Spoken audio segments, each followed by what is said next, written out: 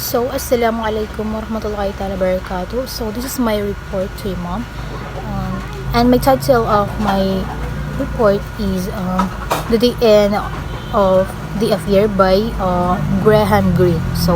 So first, I want to say the genre of the story. So, the genre of the story is a novel and romance novel. Also, this is a fiction. So, the main characters Maurice Bendrix, a novelist and a narrator. Sarah Miles, the wife of Henry, Maurice's former lover. And Henry Miles, a dull but respectable civil servant, Sarah's husband. And Mr. Parkes, a private detective. And Richard Simete, a rationalist atheist, Sarah visits. And God, an unseen but central character in Sarah spiritual. Maurice Bendrix recounts his passionate past affair with Sarah Miles which ended abruptly during the war. So, ito yung huling gabi nila ni Sarah ay noong unang gabi ng pagbobomba ng mga V1 sa London noong 1944.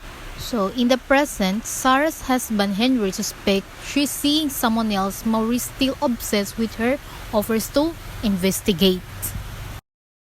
So, dito nalaman or suspect ni Henry na may iba si Sarah. So, si Maurice naman is still pa din, nananatili pa din na obsessed siya kay Sarah. Kaya nag-offer siya na i-imbestigan si Sarah.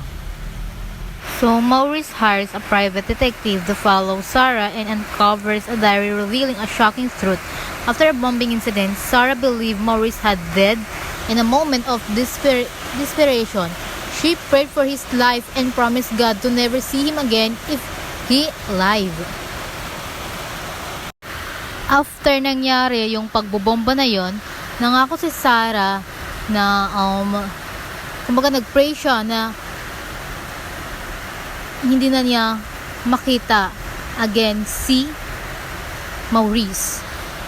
He survived, but Sarah, now turned by guilt and belief, kept her vow and ended the affair. So, nakasurvive kasi si Maurice kasi nga natabunan lang siya ng mga bintana, something like that, ganun. So, hinabol niya pa si Sarah that time na nangyari yon. Hinabol niya pa, but hindi na talaga nag-ano si Sarah. Like, naniwala talaga siya na, nag-pray talaga siya na hindi na maano si Maurice na yon. Okay, so Sarah dies shortly after the reconnect. Maurice learns more about her spiritual journey, including her secret baptism and interest in Catholicism. So, sinabi ni Bendrix na alam niya ang lahat at handa siyang hintayin si Sarah hanggang gumaling ito. So, at saka sila tatakas. So, ngunit, ilang araw lang nito is, ilang araw matapos nito is namatay si Sarah. Sa huli, natuklas na ni Mr. Parkes ang pangalan ng lalaki dinadalaw ni Sarah, si Richard Simeth. So, mas mahalaga na kuha rin niya ang diary ni Sarah. Sa pagbabasa ni Bendrix, nalaman niya ang panata ni Sarah sa Diyos at ang kanyang paglalaban sa pananampalataya. So, ninais niya si Simeth, isang ateista, ay kumbinsihin siyang wala ngang Diyos upang bumalik siya kay Bendrix. So, ngunit sa bawat pahina, nag-aalinlangan si Sarah hati sa pagitan ng Diyos at pag-ibig. So, the themes is obsession and jealousy in love, the conflict between faith and desire, the mystery of divine intervention, guilt, sacrifice, and redemption. Nayanig si Bendrix, isang deklaradong ateista at unti-unting kinilala ang posibilidad na totoo nga ang Diyos. Sa huli, nanalangin siya hindi upang humingi ng tulong, kundi upang lubayan siya ng Diyos dahil masyadong masakit ang magmahal. Okay, that's all.